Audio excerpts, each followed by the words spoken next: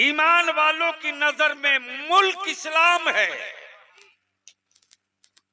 और ये सलामत रहे, ये मुसलमानों का मिशन है कि जब तक मदरसे जिंदा रहेंगे न मुस्लिम बेटियों को कोई आवारा बना सकता है, न मुस्लिम बच्चों को कोई आवारा बना सकता है। अगर इस्लाम की अजमत के साथ लड़ने और भिड़ने का जज्बा कहीं से पैदा होता है तो वो यूनिवर्सिटी से नहीं, वो कॉलेज से नहीं, वो स्कूलों से नहीं, वो जज्बा पैदा होता है मदरसों से। भारत की आजादी की जंग लड़ने वाले संघर्ष कर रहे थे, अंग्रेज खौफजदा नहीं थे, विक्टोरिया के गुंडों पर खौफ नहीं था, अंग्रेजों के वजूद पर खौफ नहीं था, लेकिन मदरसे का एक आलिम जिसका नाम अल्लामा फजल खैराबादी है, ऐलान किया और जिहाद का फतवा दिया। अपने मुल्क की आजादी के लिए जंग लड़ना जिहाद है। अभी तो हल्की सी हवा चली है तो बिहार और झारखंड में भौचाल है। जब दीवार उठेगी तो मेरे छप्परों के सामने लोगों की हवेलियां छुप जाएंगी, छोटी नजर आएंगी। और अब मैं यहाँ तहदीसे नेमत के तौर पर मधुपुर वालों को बता दूं कि पूरे हिंदुस्तान में मधुपुर को लोग किस चीज से पहचानते थे। आज से 30 साल पहले तो दो ही पहचान थी। पहली पहचान ये थी कि नशेबो फराज वाला इलाका है,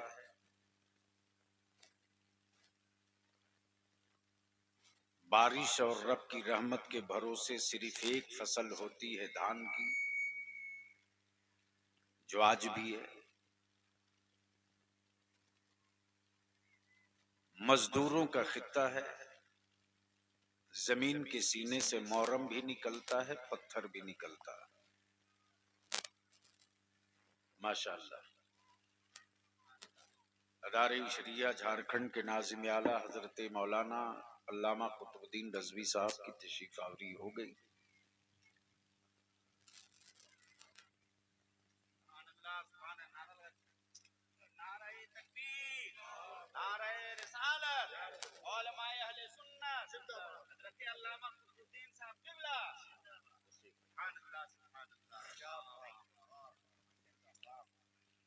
बस थोड़ा सा मैं वक्त लूंगा, ज्यादा नहीं। मैं क्या कह रहा था?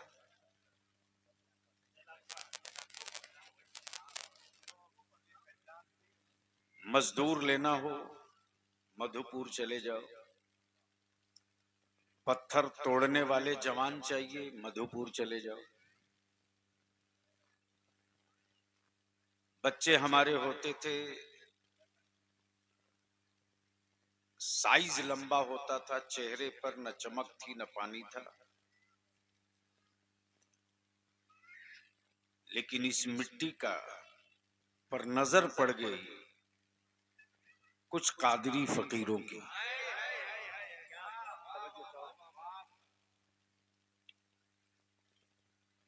अब मधुपुर को गुर्बत के चश्मे से नहीं देखा जाता,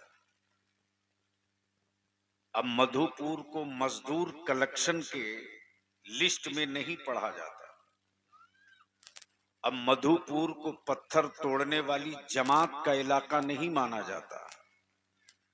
अब पूरी दुनिया में अगर मधुपुर को पहचान मिली है तो मुस्तफा की नात के हवाले से मिली है। अब पूरा इलाका, पूरा भारत कहता है नबी कौनैन का अछूता सना खां लाना हो तो मुंबई जाने की जरूरत नहीं, मधुपुर जाने की जरूरत है। और अल्हम्दुलिल्लाह जिस खित्ते की पहचान मुस्तफा के सना खां और नात से हो जाए, उस खित्ते में किसकी हिम्मत है जो बरकतें रोक लेगा। अल्लाह का बेपनाह फजल है कि कल में और अब में बहुत फर्क है।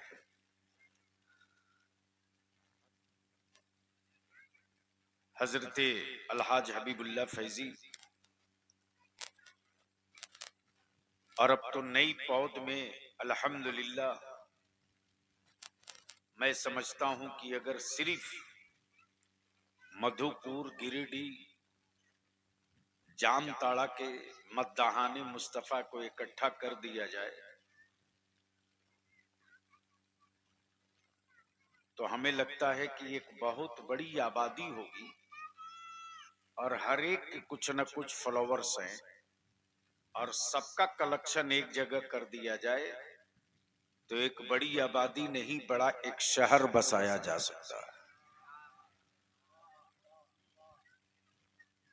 खतीब जीशान हजरत मौलाना शहादत हुसैन फैजी, और अभी आपको जानकर खुशी होगी कि दारुल कज़ा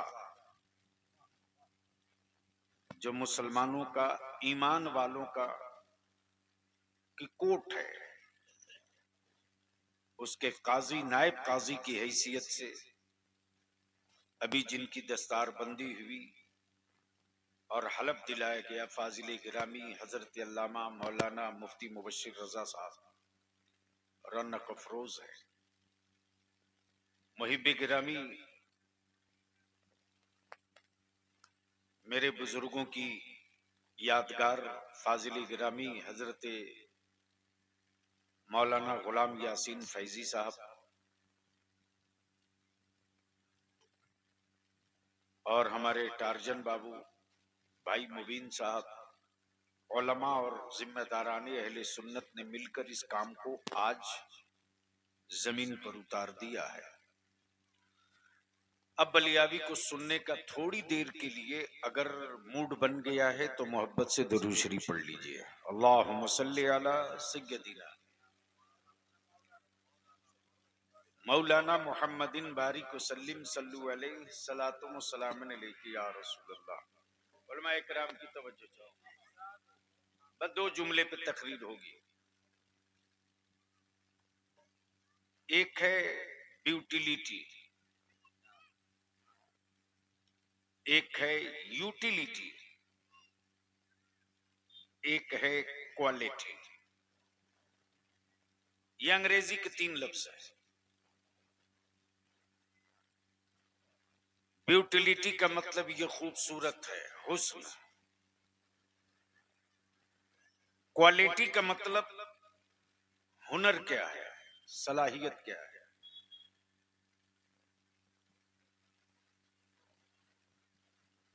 आप में क्या खूबी है। यूटिलिटी, इसका इस्तेमाल क्या है। तवज्जो चाहो, इंसान की जिंदगी में यही तीन पड़ाव है। बेटा आपका है तो उसकी पहली चीज की क्वालिटी क्या है। बेटा बहुत खूबसूरत हो, आवारा हो, कोई इस्तेमाल नहीं, और बेटा बहुत ही काला कलूटा हो और पायलट हो तो जहाज उड़ाने की क्वालिटी है।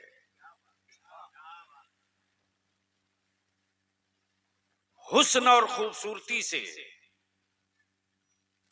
जहाज नहीं उड़ेगा, क्वालिटी होगी तब जहाज उड़ेगा। सुनेंगे तो बोलना पड़ेगा, सुनेंगे तो बोलना पड़ेगा।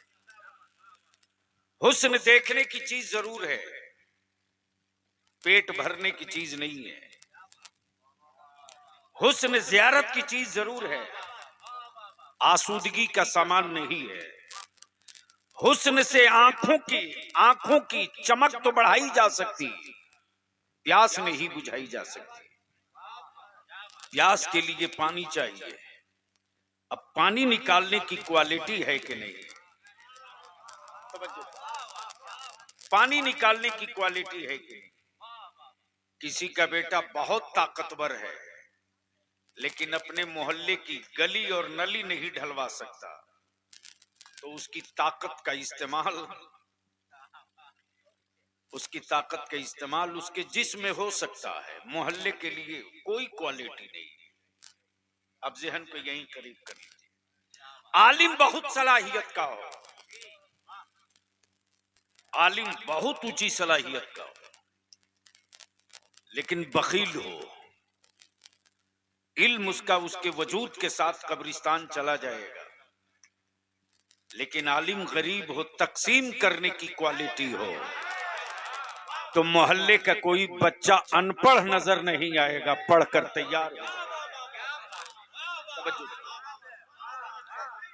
इस वक्त मेरी कौम को 3 चीज चाहिए। ब्यूटिलिटी हो तो मजहब की, तवज्जो चाहो, खूबसूरती हो तो मिल्लत की, हुस्न हो तो इत्तेहाद का, और क्वालिटी ऐसी हो कि भारत के और मुल्क और समाज का कोई भी ऐसा शोबा हो, अगर आवाज दिया जाए कि फला शोबा फला विभाग अछूता है, टूट रहा है, तो मुसलमान का बेटा कहे अभी मैं मरा नहीं हूं, जिंदा हूं, बचाने के लिए आ रहा। क्वालिटी बेस औलादे हो, क्वालिटी बेस बेटियां हो, क्वालिटी बेस मुआशरा हो, क्वालिटी बेस सोसाइटी हो। लेकिन यहां समझाएगा कौन? पैसा होगा तो बिरयानी खाकर मुसलमान आपस में लड़ेगा, कौन समझाएगा? दुनिया की सारी कौमें हमसे लड़ रही हैं, और मुसलमान भी कितना बहादुर है कि ये भी आपस ही में हमसे लड़ रहा। कमाल है। मुफ्ती साहब, मौलाना साहब तकरीर चाहे जो कर ले, खूंटा तो यही गड़ेगा। जिद का खूंटा उखाड़ के फेंक दो, वरना तेरी नस्लों को उखाड़ दिया जाएगा। जिद का खूंटा बहुत जलील होता है, मोहब्बत का सामियाना कभी नहीं खड़ा होगा। इसलिए अगर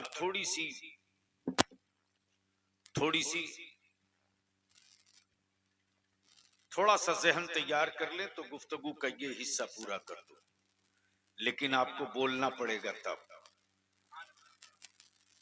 बोलना पड़ेगा तब। मोहब्बत से बोल दें, अरे जोर से बोल दें। देखिए, मोहब्बत से बोलेंगे तभी मैं बोलूंगा, वरना आने का वादा कर लिया था, हबीबुल्लाह फैजी साहब से आ गया। और दिक्कत यह है कि अभी मैं हूं यहां जरूर, लेकिन अभी पटना भी जाना है, कुछ काम निपटाना है, फिर भागना है किशनगंज के लिए। सुभान अल्लाह। नारों से इस्तकबाल करे जमाते अहले सुन्नत के एक अजीमुल मर्तबत आलिम रब्बानी तशरीफ ला रहे हैं। नारे तकबीर, अरे जोर से लगाओ, नारे तकबीर, नारे रिसालत, नारे रिसालत। हजरत अल्लामा, हाँ लो जोर से लगाइए।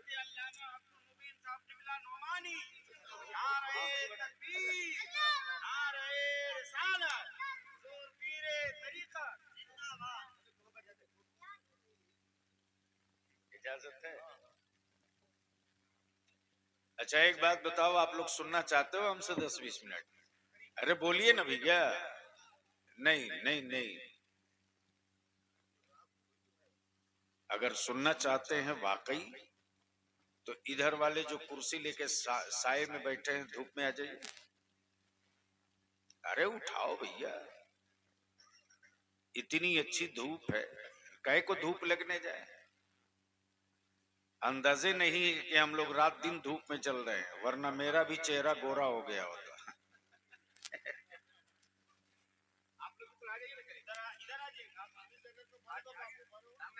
आगे आगे बैठ जाओ बाबू। अरे धूप से क्यों जल रहा है, डर रहे हो?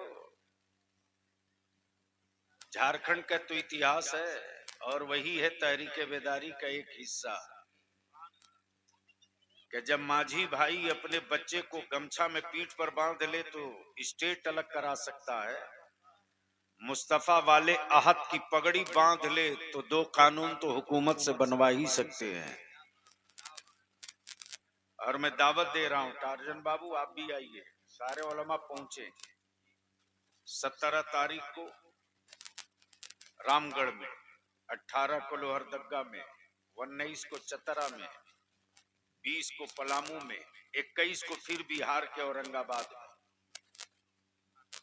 क्या मेरे उलमा तैयारियों में जुटे हैं साहब? हर घंटे मैसेज आ रहा, कोई गांव छूटेगा नहीं। अब दिल लगाएं, एक बार मोहब्बत से बोल दें या रसूल अल्लाह।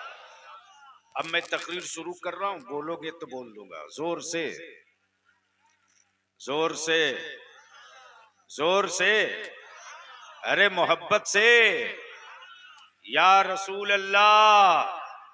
तवज्जो चाहूं उलमाए कराम। हजरत, एक है मुल्क, एक है मिशन। एक है मुल्क, एक है मिशन।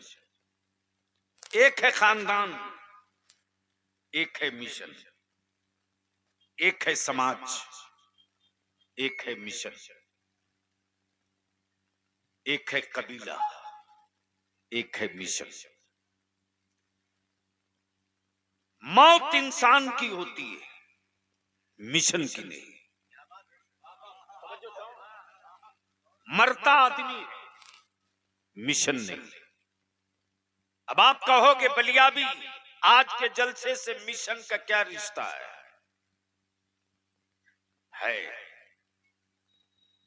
आप कहेंगे कि मुल्क का क्या रिश्ता है।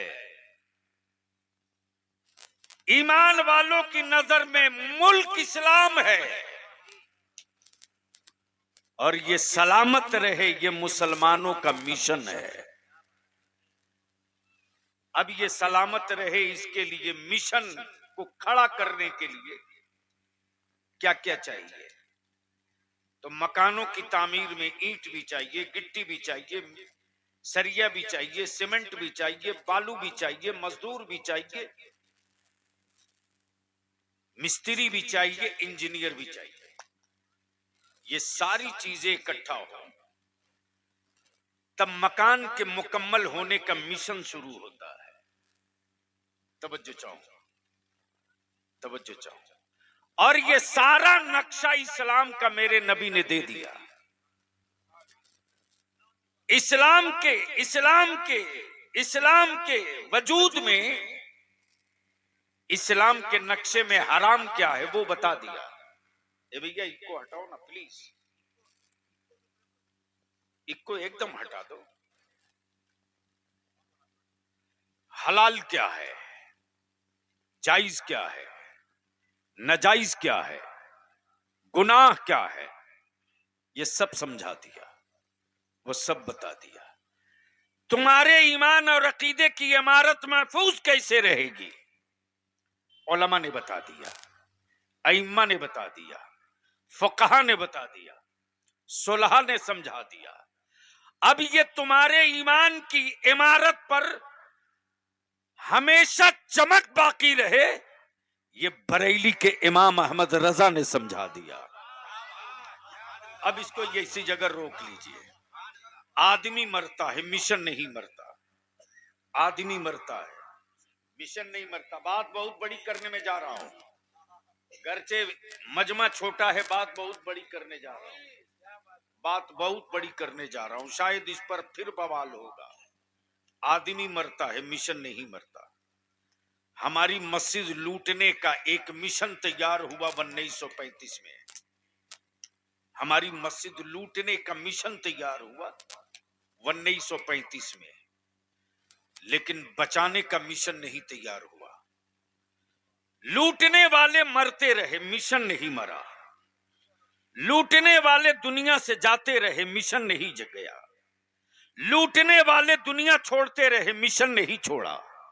लूटने वाले हर हथकंडे इस्तेमाल करते रहे कि मिशन कमजोर न होने पावे। दुनिया ने देख लिया कि मुश्किल से 70 से 80 साल लगा। 80 साल के अंदर अंदर उनका मिशन पूरा हो गया।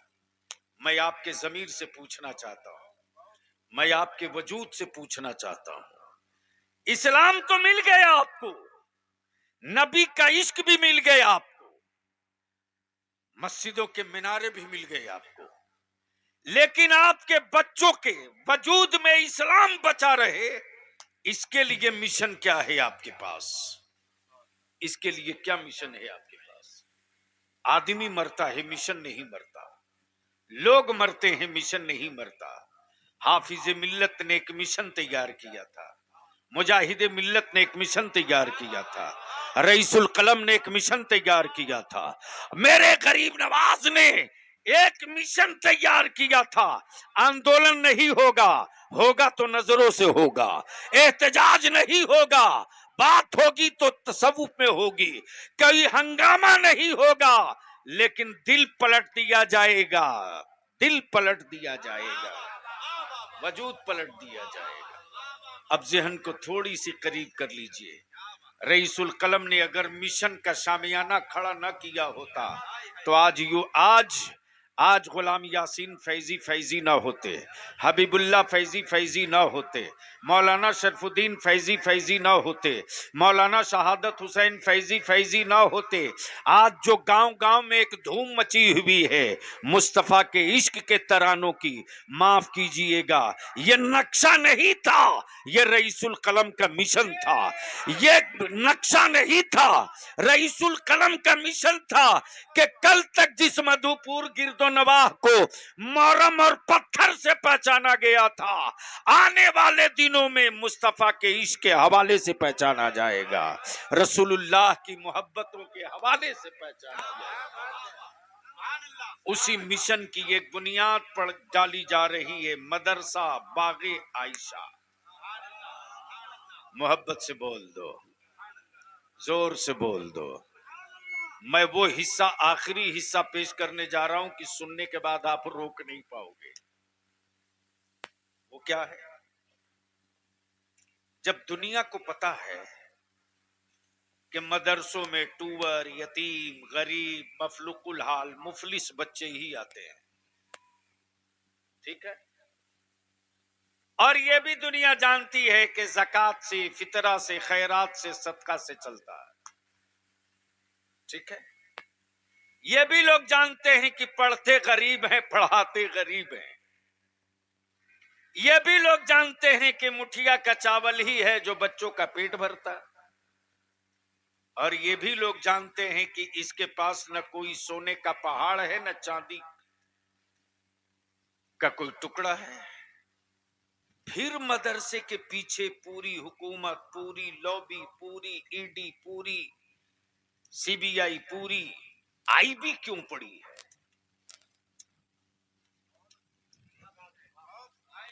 आपने कभी सोचा? नहीं सोचा। इसलिए कि जो कौम अंधभक्ति की तरफ जाती है उसकी नस्लें खड़ी नहीं होती। और मैं आपसे बिल्कुल दो टुक कह रहा हूं, जन्नत बेचने वाले इस्लामी माफियाओं से होशियार रहो, जिनकी अपनी जन्नत की गारंटी नहीं, वो ठेका लेके बेच रहे हैं। ये कड़ा और सख्त जुमला जल के नहीं, जरूरत के तहत कह रहा हूं। इस्लाम ने नबी का आशिक बनने का हुक्म दिया है, अंधभक्त बनने का हुक्म नहीं दिया है। लेकिन कुछ लोगों ने मेरे बच्चों को अंधभक्त बना दिया। मैं मानता हूं चादर अकीदत है, चादर अकीदत है, लेकिन तालीम मेरी नस्लों की जरूरत है।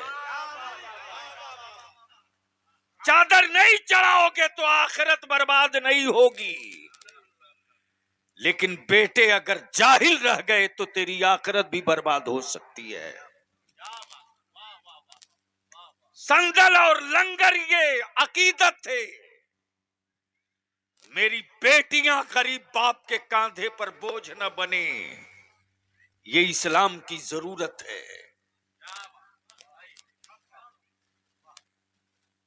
मेरे अजीज, क्यों घबराहट है कुफ्र को मदरसों से? टार्जन बाबू, ये आपके लिए, मैं तो कहता हूं कि बलियावी यूनिवर्सिटी में नहीं पढ़ा है, कॉलेज में नहीं पढ़ा है, लेकिन हां उस गोद में जरूर पढ़ा है, उस गोद में जरूर पढ़ा है जो वजूद कभी हाफिज मिल्लत की गोद में भी खेला है, सदरुल शरिया की गोद में भी खेला है। तो जिस एक फकीर के सामने बेसरो सामानी के आलम में दीन मुस्तफवी को की तशहीर और तबलीग के लिए जो हिंद का सबसे बड़ा इदारा खड़ा कर सकता है, और जिस हाफिज मिल्लत की मैं बात कर रहा हूं, उस हाफिज मिल्लत के मशीर भी कैसे कैसे थे और वजीर भी कैसे कैसे थे। और अल्हम्दुलिल्लाह इसमें हमें फख्र हासिल है कि मशीर भी बलिया का था और वजीर भी बलिया का था। मशीर का नाम रईसुल कलम है और वजीर का नाम हाफिज अब्दुल रऊफ अली रहमतुर रिजवान है।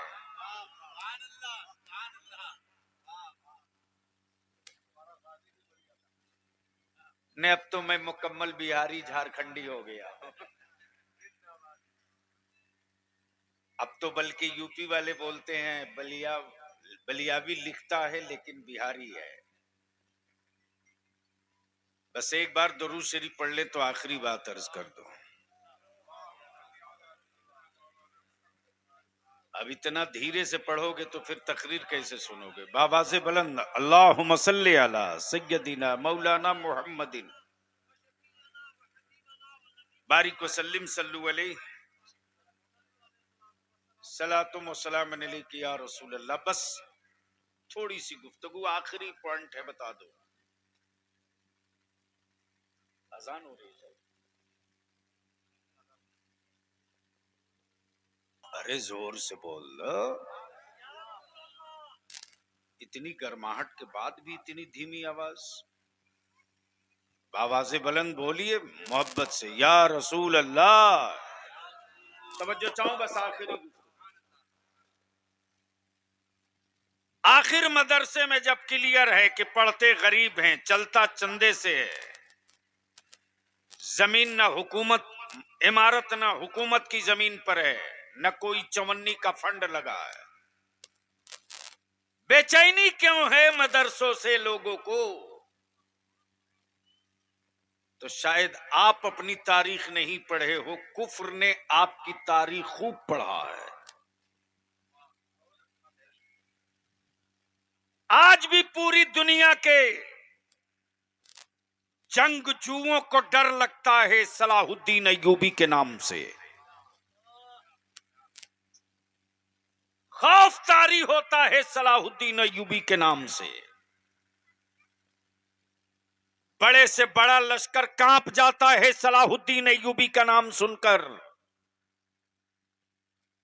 बड़े से बड़े रुस्तम का पित्ता पानी होने लगता है सलाहुद्दीन अय्यूबी का नाम सुनकर। मैं सोचते रहा कि आखिर दो हिस्सा है, मदरसों से डर क्यों लगता है, मदरसों का इतना खौफ क्यों है। हुकूमत भी घबरावे तो मदरसों से, विक्टोरिया भी घबराए तो मदरसों से, आज का सत्ताधारी भी घबराए तो मदरसों से। आखिर मुठिया के चावल और जकात के सिक्के में करंट कैसा है। आखिर गरीबों के खून और पसीने की कमाई में पावर कैसा है, और मदरसों की चटाई से निकलने वालों के वजूद में सलाहियतें, क्वालिटी क्या क्या है। तो क्वालिटी नंबर 1 ये कि वो टूटना जानता है, झुकना नहीं जानता। वो गलना जानता है, बिकना नहीं जानता। वो सिलेंडर नहीं कर सकता, शहादत ले सकता है। वो सिलेंडर नहीं कर सकता, शहादत ले सकता है।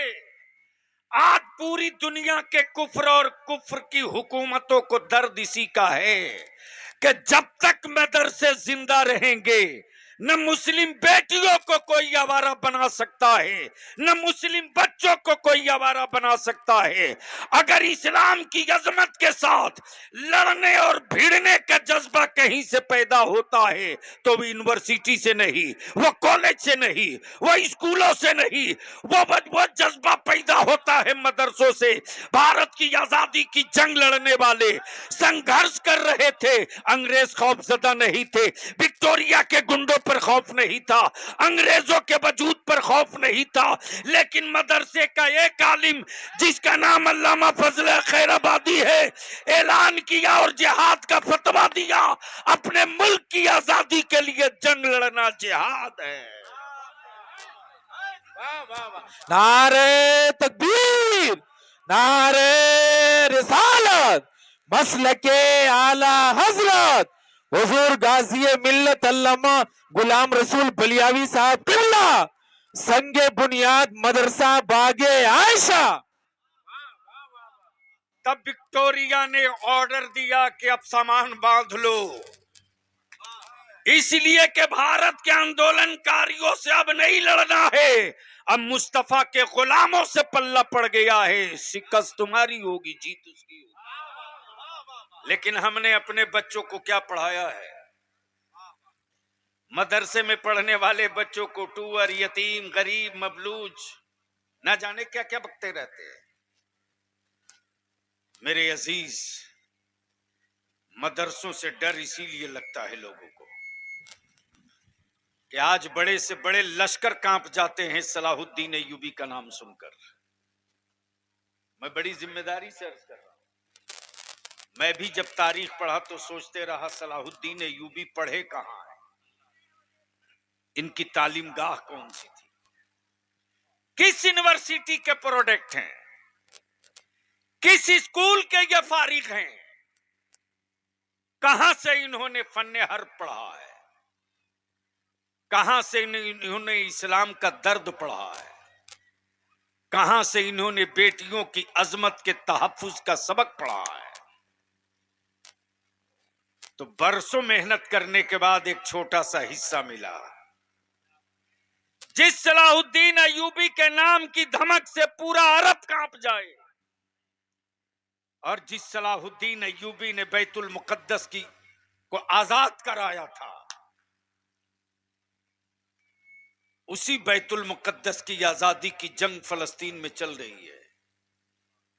कल तक यही बातें जब हम कहते थे कि आज क्यों उनके पीछे मैं नमाज नहीं पढ़ूंगा जिनके हाथ में काबे की चाबी है, तो हमारे लोग हम पीपल से सवाल करते थे कि आप लोग तो अलग लकीर खींचते हैं, एक नहीं होने देते। बलियाबी इस छोटे से मजमे में खम ठोक के कह रहा है, इस वक्त बैतुल मुकद्दस की आजादी की जंग लड़ने वाले, बैतुल मुकद्दस की आजादी की जंग लड़ने वाले अपनी औलादों की जान के नजराने दे रहे हैं, और काबे की कमाई से हवेली बनाने वाले अपने मुंह पर टेप बांधकर अरब में पड़े हुए हैं। लेकिन भारत का सुन्नी, जिसको बरेलवी कहते हैं, खम ठोक करके ललकार के इसराइल को भी कह रहा है, अमेरिका को भी कह रहा है कि सबसे पंगा लेना, नबी के आशिकों से पंगा मत लेना। बहुत बवाल हुआ, बलियाबी क्यों बोल रहा? मैंने कहा ओए आखिरी सांस तक बोलूंगा। जिंदगी मेरी हो तो जतन की फिक्र हम करेंगे, जिंदगी मेरे रब की है, हिफाजत की जिम्मेदारी रब की है। जब तक जिंदगी बचाने के लिए मरोगे तो मारे जाओगे, और जिंदगी मुस्तफा की रजा के लिए लुटाओगे तो मौत तेरा हिसार करके तेरी हिफाजत करेगी। क्या मतलब है, क्या मतलब है जिंदगी का? जब तय है कि पैदा हुए हैं तो मरना है, जब फिक्स है कि जो सबका इलाज करता है मौत से बचाने के लिए, वो भी मरता है, वरना डॉक्टरों को तो मौत नहीं आती। अरे बोलो ना भाई, आती है कि नहीं आती? इसका मतलब है डॉक्टर हो कि मास्टर हो, मरना तय है। तो जब अपनी जिंदगी अपनी है ही नहीं है, तो इसके जतन के लिए इतना पापड़ क्यों बेलना है? ईमान और अकीदा मजबूत कर लो। रब की दी हुई जिंदगी है, वो राजी हो जाए तो ये सब वसूल हो जाए। मैं सोचते रहा, आखिर सलाहुद्दीन अय्यूबी पढ़े कहां से हैं? ये जुनून आया कहां से? ये नक्शा बनाया कैसे? ये क्वालिटी आई कैसे? ये ब्यूटिलिटी दिखी कैसे? ये यूटिलिटी आई कैसे? तो बहुत मेहनत के बाद एक चैप्टर मिला, एक चैप्टर मिला, एक चैप्टर मिला, जिसका नाम सलाहुद्दीन अय्यूबी है। वह किसी कॉलेज यूनिवर्सिटी का पढ़ा हुआ नहीं है, तालीम मदरसे में हुई है, और पढ़ाने वाला मुदर्रिस कोई और नहीं, पीराने पीर गौसे आजम अब्दुल कादिर जिलानी है।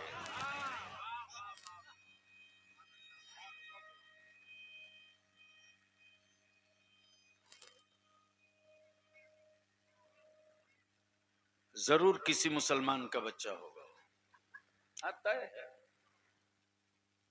हाँ, कोई गांव बचा थोड़ी।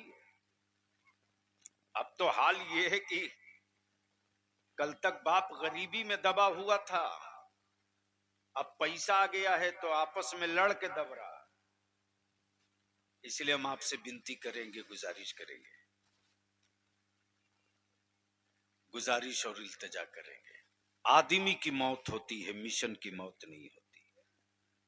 लोग मरते हैं, मिशन नहीं मरता। मिशन है आज के जलसे का कि हमारी बच्चियां पढ़ लें, हमारी बेटियां पढ़ लें, और जब पढ़ी लिखी हुई बच्ची होगी और मजहब की तालीम होगी, तो वो अपनी औलादों के कान में बचपने में मोबाइल का गाना लगा के दिल नहीं बहलाएगी, बल्कि नाते मुस्तफा और कुरान की तिलावत सुनाकर बच्चे को चुप करा लेगी। इन सारी चीजों को समेटते हुए, चूंकि अभी आप थोड़ी देर के बाद ही देखेंगे, जामिया फैजुल उलूम के शेखुल हदीस और इदारे शरिया झारखंड के सदर काजी हजरत अल्लामा मौलाना मुफ्ती आबिद हुसैन रजवी, उनकी भी तशरीफ आवरी। अल्लाह तबारक व ताला, क्या नाम है मौलाना का? आप बना रहे हो? मौलाना सद्दाम कहाँ है? अच्छा, तो मौलाना सद्दाम, अच्छा ये भी क्या कमाल है, यानी सद्दाम हुसैन से पहले किसी का नाम सद्दाम नहीं रखा जाता। बोलो सही है क्या गलत? अरे बोलो ना भाई। यानी हालत ये है कि पूरी दुनिया में शायद 2-4 सद्दाम होंगे, जिसमें इराक वाला एक, यही है ना। फैजी के अलावा फजूली मिलेगा। तशरीफ लाए तो अब आप आ जाएंगे तब ना।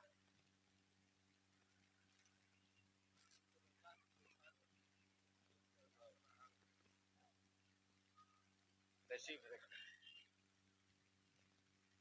तो मैं क्या कह रहा था? अरे बोलो ना भैया। यानी पूरे झारखंड में शायद एक को नाम सद्दाम होगा, लेकिन एक सद्दाम खड़ा हुआ अमेरिका के खिलाफ, तो शायद कोई गांव बचा हो जिस गांव में 2-4 सद्दाम ना हो गया हो। बोलो सही है कि गलत? लेकिन अमेरिका की हार उसी दिन हो गई। जॉर्ज डब्ल्यू बुश उसी दिन हार गया